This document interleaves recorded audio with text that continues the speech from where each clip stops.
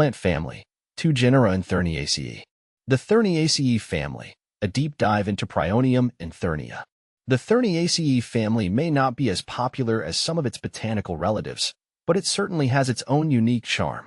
Comprised of 2 primary genera, Prionium and Thurnia, this family is native to some fascinating environments and offers a glimpse into the diverse adaptations of plant life. As a plant enthusiast, exploring this family has been a captivating journey, and I want to share my experiences and insights into these intriguing genera. What is the Thurniaceae family? The Thurniaceae family falls under the order Poles, which includes more commonly known families like Poaceae, grasses, and Cyperaceae, sedges. What sets Thurniaceae apart is its morphological characteristics and ecological adaptations. This family primarily includes perennial, herbaceous plants that thrive in wet, marshy environments. These adaptations make them not only intriguing but also valuable in understanding plant evolution and ecology in specific habitats. Exploring the genus Prionium. Overview of Prionium. Prionium is a small genus, with its most well-known species being Prionium serratum. Native to South Africa, Prionium serratum, commonly referred to as the Cape rush or palmeate, is an evergreen, reed-like plant. It thrives in riparian zones, areas adjacent to rivers and streams, where it plays a crucial role in preventing soil erosion and maintaining the integrity of riverbanks. Personal observations. In my experience, Prionium serratum is a visually striking plant. It grows in dense clumps and can reach up to 1.5 meters in height. The plant's robust, grass-like leaves are arranged in a fan shape, which adds a structured, architectural element to any landscape.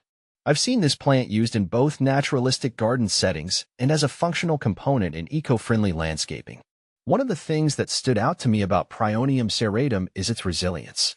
It can withstand not only the fluctuating water levels typical of its natural habitat, but also a range of soil conditions, from sandy to loamy. This adaptability makes it a versatile choice for gardeners looking to incorporate water-wise plants. The genus Thurnia, a lesser-known gem. Overview of Thurnia. The genus Thurnia is far less known than Prionium, but it has its own unique characteristics. Named after the 19th century British botanist Sir Everard M. Thurn, this genus includes only a handful of species. These plants are typically found in tropical South America, often in nutrient-poor, sandy soils. The most notable species is Thurnia sphaerocephala, which has a distinctive inflorescence resembling a small ball, hence the name sphaerocephala. My experiences with Thurnia. Discovering Thurnia has been like uncovering a hidden gem.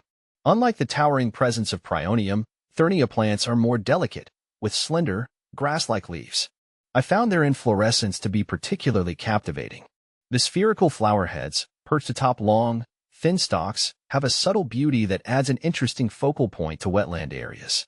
Cultivating Thurnia can be challenging due to its specific habitat requirements. It prefers consistently moist, well-drained soils and full sun. When I attempted to grow it in a controlled environment, maintaining the right balance of moisture and drainage was crucial. Overwatering or allowing the roots to sit in stagnant water can quickly lead to rot. However, when given the right conditions, Thurnia can thrive and add a unique texture to any collection of aquatic or bog plants. Ecological importance of Thurniaceae. Both Prionium and Thurnia play vital roles in their native ecosystems. Prionium serratum, for example, is a keystone species in South African river ecosystems. Its dense root system helps to stabilize riverbanks, reducing erosion and providing a habitat for a variety of aquatic and semi-aquatic organisms. Similarly, Thurnia species contribute to the stability and biodiversity of tropical wetland habitats.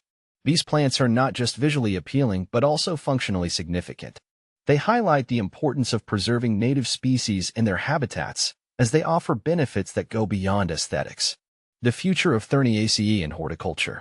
Given their unique adaptations and ecological roles, both Prionium and Thurnia have potential for wider use in horticulture, particularly in sustainable landscaping and wetland restoration projects. Their ability to thrive in challenging conditions makes them valuable additions to plant collections aimed at conservation and habitat rehabilitation. Conclusion: a family worth exploring. The Thurniaceae family, with its 2 distinct genera, Prionium and Thurnia, offers a fascinating glimpse into the adaptability and beauty of wetland plants. Whether you're a gardener looking for resilient, water-wise plants or a botanist interested in plant ecology and evolution, exploring this family can be both rewarding and enlightening. For me, learning about and cultivating these plants has deepened my appreciation for the diverse strategies plants use to survive and thrive in various environments.